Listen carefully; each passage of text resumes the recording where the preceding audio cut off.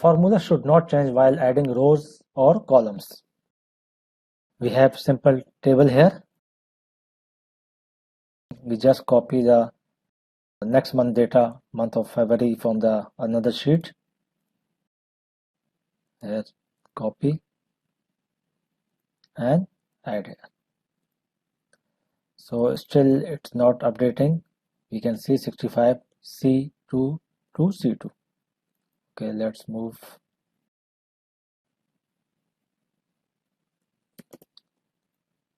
And change.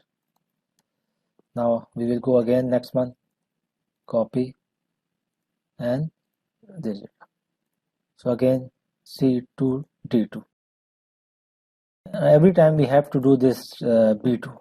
Instead of this one, we can use indirect formula. Indirect, and in inverted comma we can say B2, comma close, bracket close. So now it's 144, and you can see here we give the reference.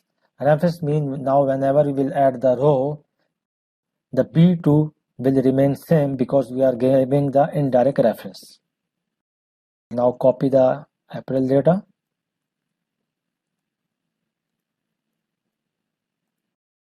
B2 is there.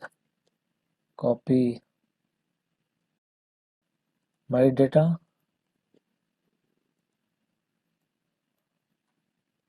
So you can see same way we can use in the row, or if you want to give the reference of any another sheet, another workbook, you can use the indirect formula if you want to fix the actual reference, actual cell number.